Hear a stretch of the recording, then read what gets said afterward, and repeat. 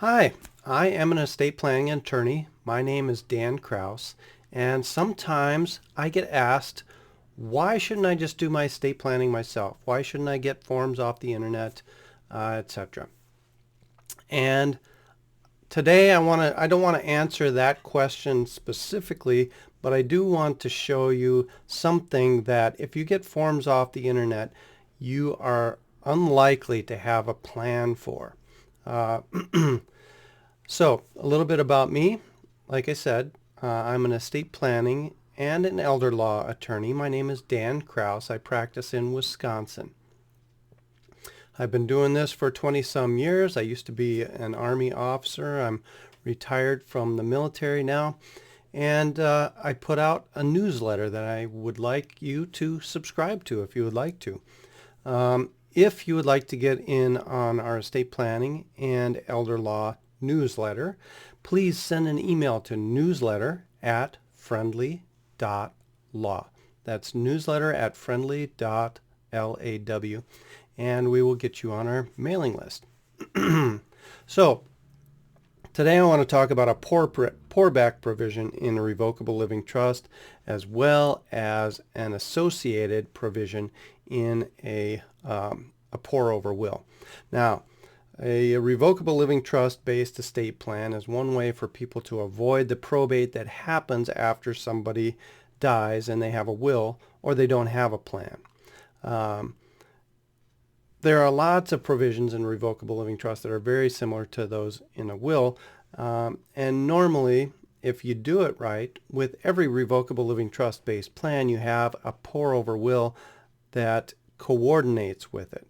Normally, the will doesn't do any work. The trust does all the work, but we don't want to do without the will. And one part of the work that the will does is very, very important, and it's something that you will not get when you do an online form. And in fact, unfortunately, I've seen that you won't also get this if you go to most estate planners. Most attorneys do not include this as parts of their plan. So this is just an illustration of what can happen and what bad could happen if you do planning with somebody that doesn't know what they're doing, or if you do it yourself. So I've got a little illustration that I'm going to share with you here. This is just an illustration of an estate plan. The revocable living trust has been set up in this plan, and it's for a couple.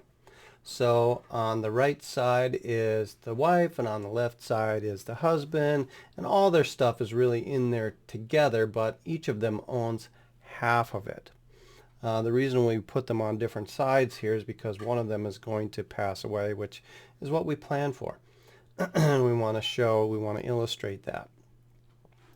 Over here to the side is a will. It's part of the plan, but it usually just sits there and doesn't do any work. Now, there's two reasons that we have the will, or two main reasons that we have the will. And one is to get assets that aren't in the trust to pour over into the trust. And that's why we call this a pour over will. So we get the assets from the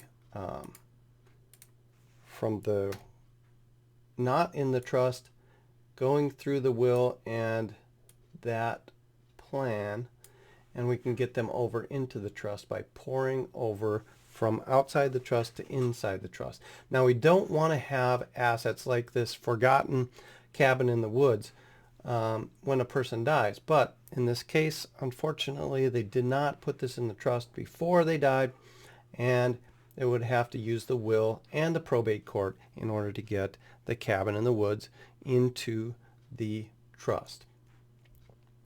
So that's a backup. Now, the one thing that I wanted to talk with you about and focus on is what happens after the first spouse dies and the second spouse is needy, meaning they have needs. They're in a nursing home. So this X on the left-hand side says that the husband has died. Now, here you'll notice that we've got the wife is in a nursing home. So what has happened in this case, for illustration purposes, is we've got the wife qualified for Medicaid before the husband died, so that all of the wife's assets were transferred over to the husband's side, and he was really the legal owner of all the assets, so that the wife and the husband could take advantage of Medicaid, so that they didn't have to get dirt poor and spend all of their assets before either of them died on her care. We were able to save assets for the non-needy spouse in this case. But as often happens, the person who's not in a nursing home dies first. And what would normally happen in most estate plans that are done by most practitioners, and almost every person that doesn't themselves, the assets go straight from the living person and they consolidate in the deceased person's estate, going through this funnel here that we've created, so that everything consolidates into the deceased person's, or to the living spouse's estate. Now in this case, in most cases, that's what we want. We just want the living spouse to have all the assets, and then they can do whatever they want with it. However, in this case, we don't want the surviving spouse to have all the assets, because then we're going to have the same problem that we tried to prevent before, which is the spouse now has to spend all of those assets on their care, and everything dwindles away, and eventually they're left without any security, and their children are left without any inheritance. So what we want to do is we want to get all the assets to go into this supplemental needs trust that can be used for the benefit of the spouse during their lifetime, but not disqualify them from receiving Medicaid benefits.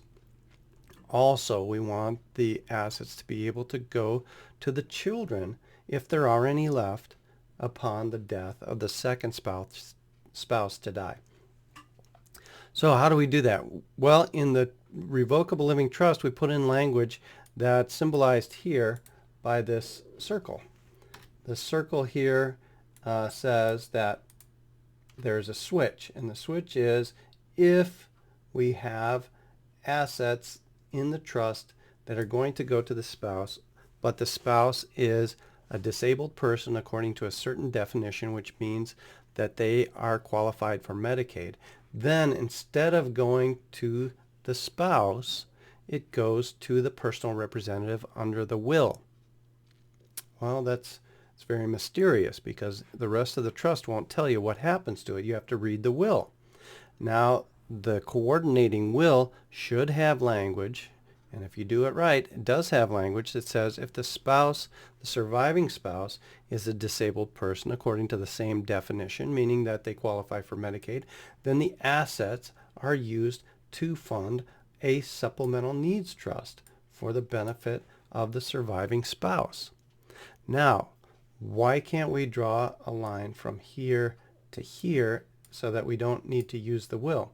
Well, that's easy, because the federal government does not allow us to. The federal law says that you can create these supplemental needs trusts with a will, and that's it.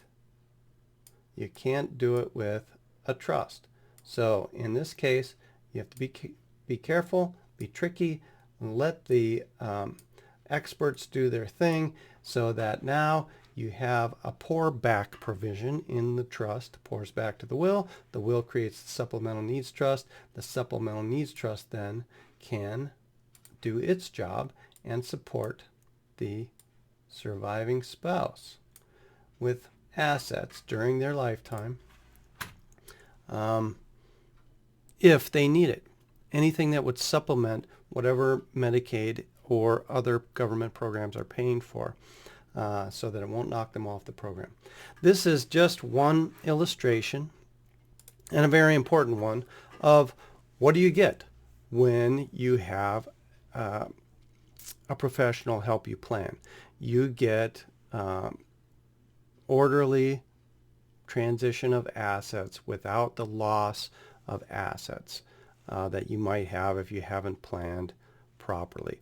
So this situation doesn't apply to everyone, but none of us knows whether this is going to apply to you. Married people should always have these provisions in their revocable living trust-based plans. It's not a good idea to be without, because we don't know who's going to be needing a nursing home and who is not. And do we really want to lose all those assets if we could avoid it? So if you have any questions about this or other things concerning elder planning or estate planning or even probate, please give us a call. Krause Estate Planning and Elder Law Center. Our number is 608-268-5751. Thanks for paying attention.